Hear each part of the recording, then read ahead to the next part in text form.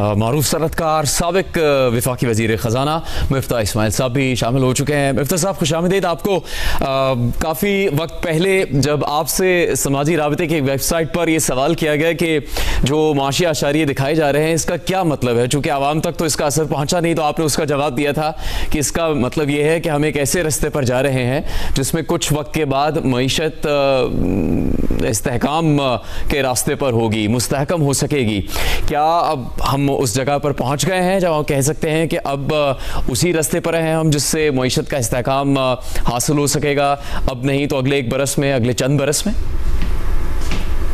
कि मईशत तो मेरे ख्याल से इस वक्त जो है वो ये कहना तो मेरे ख्याल से दुरुस्त होगा कि मईशत में एक इस्तेहकाम तो है ना। कोई डिफ़ॉल्ट की बातें तो मैं और आप नहीं कर रहे, कोई हाइपर इन्फ्लेशन नहीं है, कोई करेंसी रोज डिवैल्यू नहीं हो रही, तो मैक्रो इकोनॉमिक स्टेबिलिटी तो आ गई है।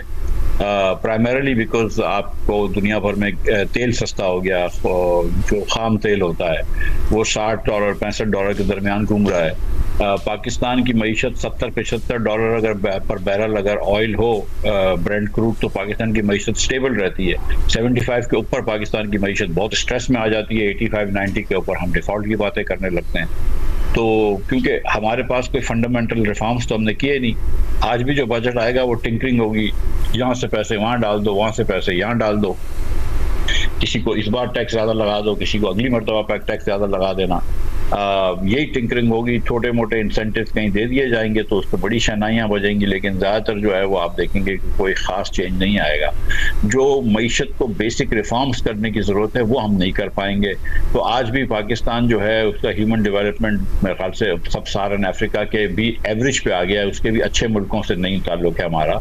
हम अपने खित्ते में पीछे हो गए, हम 3 साल से बदस्तूर गरीब होते जा रहे हैं। ना सिर्फ के 3 साल में गरीब हुए हैं हर साल, लेकिन हर साल गरीब हुए हैं। तो इस साल भी आप गरीब हुए हैं, पिछले साल भी गरीब हुए, उससे पिछले साल भी गरीब हुए। आपकी पर कैपिटा जीडीपी 3 साल से पाकिस्तानियों की कम हो रही है। और फिर आप जब पर कैपिटा जीडीपी कम हो रही है, इसका मतलब है कि आपकी कुव्वत खरीद एक औसतन पाकिस्तानी की कम हो रही है। और जब उसकी कुव्वत खरीद कम होती है तो फिर जब अगर आपका अफरात ज़र कम भी हो जाता है तो उसको दुनिया में ज़िंदगी में कोई बेहतरी नहीं लगती, क्योंकि उसकी ज़िंदगी तो मुश्किल हो रही है। आज वर्ल्ड बैंक के हिसाब से 45% पाकिस्तानी खते गुर्बत के नीचे हैं। आज एनेक्डोटली और अदरवाइज भी अगर आप देखें तो पाकिस्तान में अनएम्प्लॉयमेंट जो है एक उरूज पे आ गई है। अगर हुकूमत जिससे मिसाल के तौर पे कहती है कि 2.68% ग्रोथ है, जो कि कोई भी एनालिस्ट नहीं समझता कि ये बात ठीक है। खाकान नजीब साहब जो है वो पोलाइट हैं लेकिन कहेंगे नहीं, लेकिन उनको भी बात ये पता है कि 2.68% ग्रोथ नहीं हुई है। लेकिन चले मान लेते हैं कि 2.68% हुई, तो भी इसके मतलब ये है कि 4 से 5 लाख नौकरियां निकली हैं आपकी मईशत में।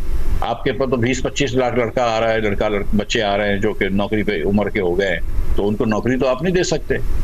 तो इसका मतलब ये कि अनएम्प्लॉयमेंट तो बढ़ रही है, गुर्बत बढ़ रही है। ना आप पॉपुलेशन कंट्रोल पे एक पैसा लगाते हैं, आप सूबों को इतने पैसे दे रहे हैं 2010 से कि जिसकी वजह से वफाक का बजट डेफिसिट इतना बड़ा हो गया है कि आप जिस तरह कोशिश करते हैं ग्रोथ की, वो दूसरे दिन जो है वो हम मईशत के अंदर फंस जाते हैं।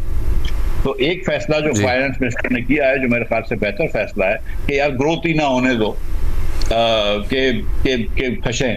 ये बात इस तरह तो बेहतर है देखा जाए तो, लेकिन सच्ची बात यह है कि हमको उस किस्म के हालात पैदा करने चाहिए जिसमें पाकिस्तान की ग्रोथ हो सके। वो हम एक पैसे की भी नहीं कर रहे हालात। वो सर इसका मतलब ये है कि गुर्बत से भी परेशान रहे लेकिन तरक्की से भी डरते रहे। बिल्कुल, तरक्की करने का माहौल पाकिस्तान में नहीं है। जिस मुल्क के अंदर 8,000 अरब 7,000 अरब का बजट डेफिसिट हो रहा हो, इस साल 8,500 अरब का होगा, अगले साल शायद 1,000-2,000 कम हो जाएगा। जिस मुल्क में 6,500 अरब रुपए का बजट डेफिसिट हो रहा हो, 6.5% और 6% ऑफ जीडीपी, ग्रोथ जिधर 3% हो रही है, वहाँ पे debt as a percentage of GDP बढ़ रही है। जिस मुल्क में ये हो रहा है उस मुल्क में ग्रोथ हो नहीं सकती। आप कोशिश करेंगे ग्रोथ की, आपका इंपोर्ट फौरन बढ़ जाएगा, आपके डॉलर खत्म हो जाएंगे। इतने अरसे बाद भी देखें ना, 3 साल की स्टेबिलिटी प्रोग्राम, इतना तेल में पैसा बचाना, इतना एलसीओ के ऊपर पाबंदी लगाने के बाद आज आपके पास $13 बिलियन ही है ना। और उसमें भी अगर मैं डबल काउंटिंग छोड़ दूं तो शायद उतने भी नहीं हो, क्योंकि आपने बहुत सारे स्टेट बैंक ने अपने प्राइवेट बैंकों से वो किया हुआ होता है, शॉर्ट वो अपने स्वाप किए हुए होते हैं। तो $13 बिलियन ही लेके घूम रहे हो ना भाई। इतने 3 साल की शहबाज शरीफ साहब की अनथक शबाना रोज वगैरह वगैरह जो भी मेहनत वो करते हैं, वो मेहनत मिलाकर इतनी इलेक्शन में ये करके वो करके सब कुछ करने के बाद आपके पास $13 बिलियन हैं और 2.7% जो आप ग्रोथ कहते हैं वो भी ग्रोथ नहीं हुई। गुर्बत आज पीक पे है, अनएम्प्लॉयमेंट पीक पे है।